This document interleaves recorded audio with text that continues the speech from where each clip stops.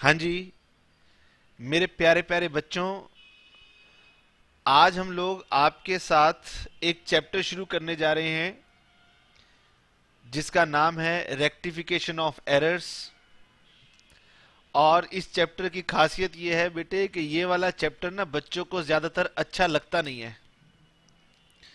हाँ, इसका मतलब ये है कि कभी जब आप 11th क्लास को क्रॉस कर जाते हैं और आगे जब आप अकाउंट्स पढ़ते हैं, ग्रेजुएशन में, पोस्ट ग्रेजुएशन में, प्रोफेशनल कोर्सेज में, तो हम लोग कई बार बच्चों से पूछते हैं कि 11th क्लास में पता है एक चैप्टर जो आपको बिल्कुल अच्छा नहीं लगता था, तो सभी बच्चे एक ही स्वर में आवाज देते हैं, सर रेक्टिफिकेशन ऑफ एरर्स। अब रेक्टिफिकेशन ऑफ एरर्स चैप्टर ये है बेटे कि ये हमें सब चीजों के ऊपर दिमाग चलाने पर मजबूर करता है। ठीक है, तो इस चैप्टर को यहां पर आप लोगों को अच्छे से पढ़ना होगा, सो दैट फ्यूचर में आप ये ना कहें कि सर ये हमें अच्छा नहीं लगता। ठीक है ना। आइए जी, मेरे साथ साथ ऐसे बढ़िया चैप्टर को पढ़ना शुरू करते हैं और हम चैलेंज लेकर के पढ़ेंगे कि सर ये चैप्टर हमसे जब भी कोई पूछेगा तो हम कहेंगे हमारा फेवरेट चैप्टर है। ठीक है जी, आइए सर शुरू करते हैं। मैंने कहा चलिए, सबसे पहले तो सभी बच्चे मेरे साथ साथ क्या लिखेंगे, हेडिंग लिखेंगे, रेक्टिफिकेशन ऑफ एरर्स। अब बेटे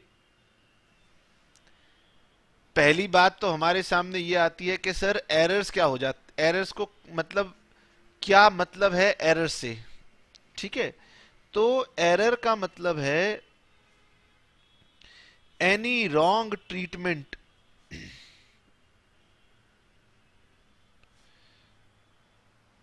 given in accounts of any transaction। किसी ट्रांजैक्शन की अकाउंटिंग आपने गलत कर दी तो हम उसे बोलते हैं एरर। बेटे एरर इज ऑलवेज अनइंटेंशनल,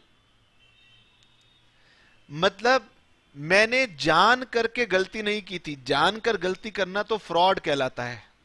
तो एरर का मतलब है कि आपने अकाउंटिंग में किसी भी ट्रांजैक्शन का ट्रीटमेंट किया है और वो ट्रीटमेंट आपने गलत कर दिया है, तो हम उसे बोलते हैं एरर्स। ठीक है जी। और अगर मैंने कोई एरर की है तो बेटे मुझे उसका क्या करना है, रेक्टिफिकेशन। तो मतलब चैप्टर का नाम ही अपने आप में बताता है कि हम लोग क्या करेंगे। पहले तो हम गलती को पकड़ेंगे और फिर हम गलती का सुधार करेंगे, इसलिए चैप्टर का नाम है रेक्टिफिकेशन ऑफ एरर्स। ठीक, सबसे पहले तो बेटे मुझे आपको यह बताना है कि एरर्स कितने प्रकार की होती हैं। अब अकाउंट्स में एरर्स की तो कोई सीमा ही नहीं है, कोई भी व्यक्ति कोई भी गलती कर देता है, लेकिन फिर भी हमने उसे एक दायरे में बांधने की कोशिश की है। अकाउंटिंग कम्युनिटी ये कहती है कि एरर्स को, वैसे तो एरर्स की सीमा ही नहीं है, लेकिन फिर भी हम आपको समझाने की कोशिश करेंगे कि गलतियां किस किस तरह की होती हैं, ज्यादातर गलतियां कैसी होती हैं और उन गलतियों को कैसे ठीक किया जाता है। और जब आप थोड़ी सी प्रैक्टिस कर लेंगे तो फिर आप अपने आप ही हर तरह की गलती को ठीक करना सीख भी जाएंगे। तो सबसे पहले हमारे सामने बात आती है कि एरर्स कितने तरह की हो सकती हैं। Kinds of errors. ठीक है जी, तो लिखें मेरे साथ साथ, एरर्स कैन बी या errors may be of following types, यानी गलतियां इन प्रकार की हो सकती हैं। समझ में आया, हमने गलतियों के भी प्रकार बना दिए। ठीक है, नंबर 1, सुंदर सुंदर से नाम देने पड़ते हैं, तो पहली गलती का नाम हो जाता है errors of principle. Errors of principle. ये हमने प्रिंसिपल तो स्कूल का प्रिंसिपल लिख दिया, एरर्स ऑफ प्रिंसिपल। नंबर 2, दूसरी तरह की एरर्स कहलाती हैं एरर्स ऑफ ओमिशन। ठीक है जी। और ये एरर्स ऑफ ओमिशन भी ना दो तरह की हो सकती हैं। एक तो होती है कंप्लीट ओमिशन, कंप्लीट ओमिशन। अच्छा जी, ये स्पेलिंग मिस्टेक होने वाला था ना, ओमिशन, कंप्लीट ओमिशन। और दूसरी हो सकती है पार्शियल ओमिशन।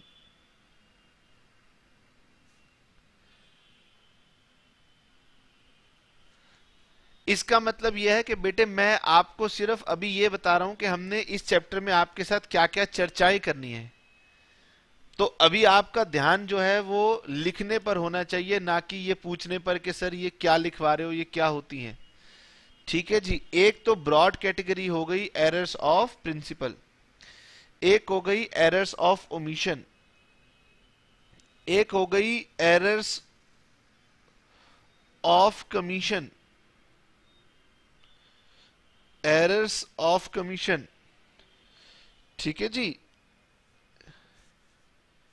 और एक हो जाती हैं हमारे पास कंपेंसेटिंग एरर्स,